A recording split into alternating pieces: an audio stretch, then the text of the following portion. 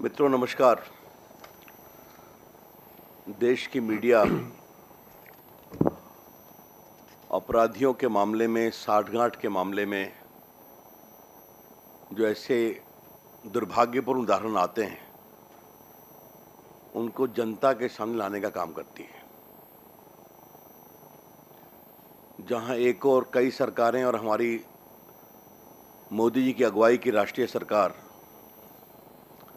अपराधियों पर रोकथाम के लिए सख्त कार्रवाई कर रही है और करती है और करती रहेगी, वहीं दूसरी ओर कुछ ऐसे नेता हैं जो गंभीर निर्लज्जता से हत्या करने वाले अपराधियों के साथ भी साठगांठ रखने में कोई कमी नहीं छोड़ते हैं। और इसी दृष्टि से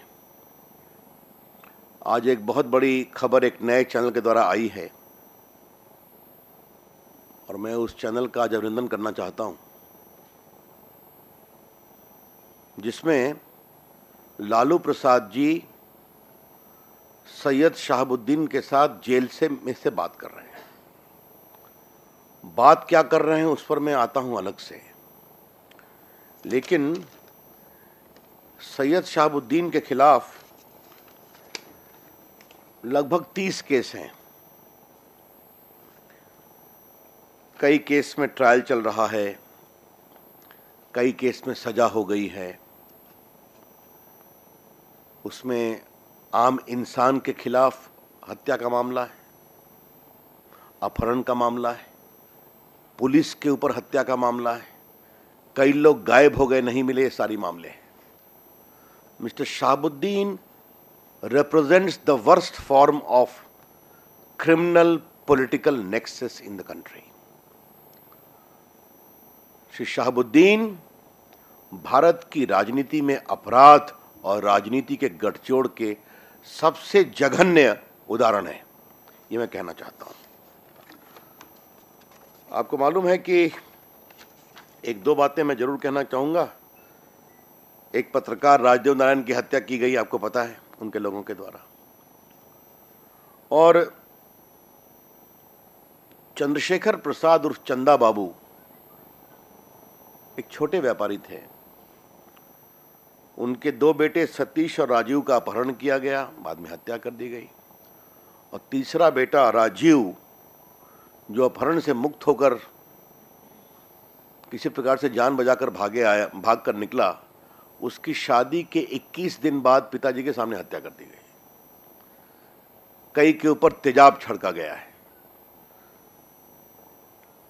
ये बात राष्ट्रीय स्तर पर आज इसलिए कही जा रही है कि अब जो मैं आगे बोलने वाला हूं समझना जरूरी है कि शहाबुद्दीन क्या है।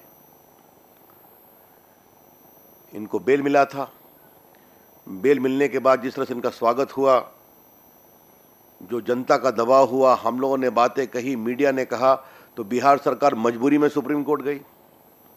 सुप्रीम कोर्ट ने बेल कैंसिल किया और बाद में चंदा बाबू और उस पत्रकार राजदेव की पत्नी के पिटिशन पर सुप्रीम कोर्ट ने उनको पटना से दिल्ली ट्रांसफर किया, सिवान से दिल्ली ट्रांसफर किया। यह है इनका बैकग्राउंड। और आज की खबर क्या बताती है कि सैयद शहाबुद्दीन सिवान जेल से मोबाइल से फोन करते हैं लालू प्रसाद को, साहब से बात कराओ, उनका असिस्टेंट को, और वो तुरंत लाइन पे आते हैं। और क्या कह रहे हैं कि वो एसपी ठीक से काम नहीं कर रहा है, गोली चला रहा है। ये क्या मतलब है? वो खत्म एसपी, उसको हटवाइए। और लालू क्या कहते हैं, एसपी को फोन लगाओ। और बाद में भी किस तरह से शराबबंदी के इन्फोर्स करने वाले एक वीडियो के खिलाफ वो क्या क्या बोलते हैं, सारी बातें चल रही हैं टीवी पर, और चलनी भी चाहिए। मुझे कुछ सवाल उठाने हैं और ये बहुत ही गंभीर सवाल है।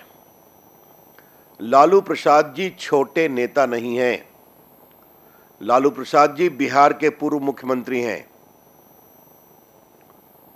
और वो जेडीयू आरजेडी के अलायंस के बड़े नेता हैं।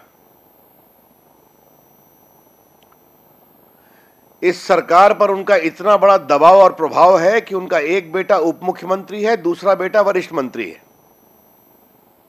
और ये आप सभी जानते हैं कि जदयू आरजेडी में सारे फैसले आरजेडी की ओर से लालू प्रसाद जी लेते हैं। तो लालू प्रसाद जी बिहार के शासन पर एक प्रभावी शख्सियत है, इसलिए कहते हैं एसपी को फोन लगाओ। ऐसे में लालू प्रसाद जी जो बिहार के शासन के अंग हैं, वो एक कन्विक्टेड क्रिमिनल, जो मतलब जघन्य अपराधी है, उसके फोन करने पर वो कहते हैं एसपी से बात कराओ। पहली बात, अगर कोई अपराधी कन्विक्टेड है तो उसे फोन नहीं मिल सकता, ठीक है। उसके फोन को लालू जी का इंटरटेन करना ही एक क्राइम है। बात को समझिए आप। एक कन्विक्टेड कैदी से मोबाइल फोन से अनऑथराइज्ड बात करना is a crime. Number 2, Shahabuddin honest police officials को अपने काम करने में बाधा उत्पन्न कर रहे हैं। एसपी खत्म है, यह अपने आप में क्राइम है, जेल से वो भी। और तीसरा, लालू जी उस पैरवी को सुन रहे हैं और कहते हैं एसपी से बात कराओ। मतलब एक कन्विक्टेड क्रिमिनल का सिवान और आसपास के लोकल एडमिनिस्ट्रेशन पर शासन चलता है, दबाव चलता है, और उस शासन में लालू प्रसाद जी मदद कर रहे हैं। The larger issue is that A convicted notorious criminal like Syed Shahabuddin, who is in jail, is running the administration not only in Siwan but adjoining area, browbeating honest officers, intimidating them in enforcement of their legal duties, and Lalu Prasad is assisting him in that. That is the real issue. हम इसकी भर्त्सना करते हैं, इसको condemn करते हैं।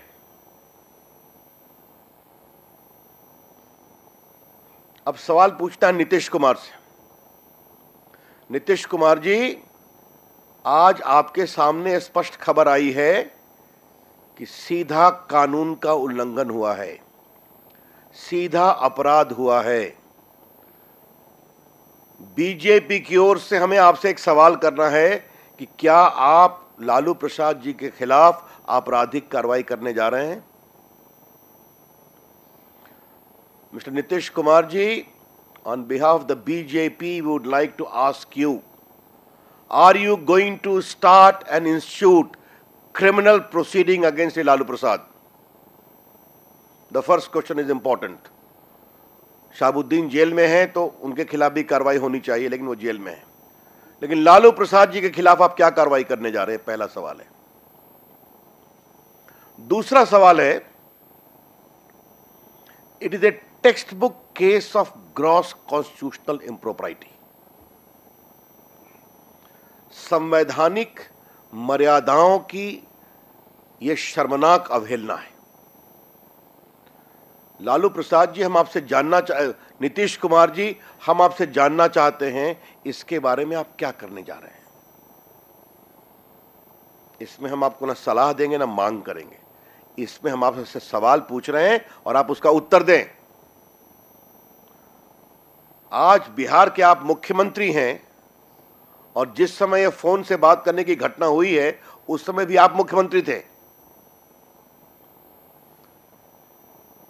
ये शहाबुद्दीन ने वही हैं जिन्होंने जेल से छूटते कहा था नीतीश कुमार परिस्थितियों के मुख्यमंत्री हैं। अब आपकी और लालू प्रसाद जी की परिस्थिति किंतु परंतु क्या है, मेरा विषय नहीं है। यह आपकी मजबूरी है, आपकी शर्मिंदगी है, आपको मुबारक। लेकिन अगर बिहार देश का एक महत्वपूर्ण प्रदेश है और वहां पर कानून का इस प्रकार से माखौल उड़ाया जा रहा है, जिसमें आपके सरकार के सबसे बड़े नेता इन्वॉल्व हैं, तो आपका इसके बारे में क्या कहना है? ये हमारा दूसरा सवाल है। और तीसरा सवाल इस देश के सेक्युलर ब्रिगेड से पूछना है और उनके नेताओं से। आजकल विकल्प की तलाश बहुत हो रही है। अच्छा है, करिए। विकल्प की तलाश का उत्तर देश की जनता दे रही है और देती रहेगी। लेकिन मेरा सवाल, ये जो बड़े बड़े नेता हैं, श्रीमती सोनिया गांधी, राहुल गांधी, शरद यादव, सीताराम येचुरी, इनसे पूछना है क्या है, क्या सेक्युलर छत्र छाया को बनाने की कोशिश के पीछे इस तरह के अपराध पर भी समझौता किया जाएगा? ये बड़े सवाल है। और ये सवाल हम इसलिए पूछना चाह रहे हैं कि शहाबुद्दीन के हाथ कई वामपंथी नेताओं की हत्या से भी रंगे हुए हैं।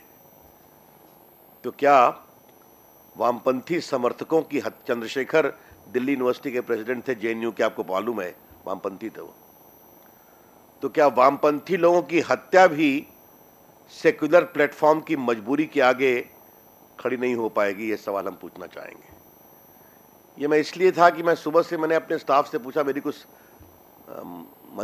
मंत्री के रूप में व्यवस्था थी कि किसी सेक्युलर ब्रिगेड ने इस पर कोई आपत्ति की है क्या, तो बताया गया अभी तक नहीं की है। इसलिए सवाल बहुत जरूरी है। मित्रों, हम इसकी भर्त्सना करते हैं। अभी मुझे बताया गया कि मैंने 30 केस के बारे में कहा था, वो 45 केस है। हाँ, मैंने 45 केस में ट्रायल चल रहा है, जिसमें 30 केस सीरियस हैं। तो 30 मेरा सही था, 45 केस टोटल ट्रायल चल रहा है। तो इतने प्रभावी आदमी है श्रीमान शहाबुद्दीन, ये इनकी छवि। और आपको बता दूं कि मैं स्वयं सिवान कई बार गया हूं, हमारे कई कार्यकर्ता मारे गए। उस समय जब मैं बिहार में काम करता था तो मैंने कितनी बार देखा है। और उनका दबाव प्रभाव इतना होता था कि हमारे साथ पटना से पत्रकार जाया करते थे, तो वहाँ के पत्रकार कहते थे कि सर हम लोग से कुछ मत लिखवाइए, जो लिखना हो पटना के पत्रकार ही लिखेंगे तो उचित होगा। प्रशासन, आपको मालूम है, एक आईपीएस ऑफिसर डीएसपी सिंघल थे, वहाँ पर कार्रवाई हुई थी, कई लोग पुलिस के लोग मारे गए थे, यूपी की पुलिस को आना पड़ा था। एक लंबा इतिहास है, आज का विषय बताने का नहीं है। आज का विषय है लालू प्रसाद जी का आपराधिक आचरण, एक सजायाफ्ता मुजरिम से जेल से बात करना प्रशासन को दबाव देने के लिए, जबकि कुछ ईमानदार पुलिस पदाधिकारी दंगा को रोकने की कोशिश कर रहे हैं दोनों सबसे। मित्रों, मुझे अपनी ओर से इतना ही कहना था। आज का दिन देश की राजनीति में एक शर्म का दिन है। एक तरफ देश का लोकतंत्र परिपक्व हो रहा है और दूसरी तरफ ऐसे लोग जो ऐसी परिपक्वता से और शुचिता की ओर बढ़ती हुई राजनीति से सबक नहीं ले रहे हैं। It is indeed a tragic day for the country that while on the one hand Indian democracy is 70 years old, becoming mature, becoming transparent, Election Commission is doing a good job. On the other hand, there are politicians who are not learning lessons because maybe their politics is based upon intimidation and fear. लेकिन ये राजनीति अब समाप्त हो रही है, इसका अंत होगा। Thank you ji.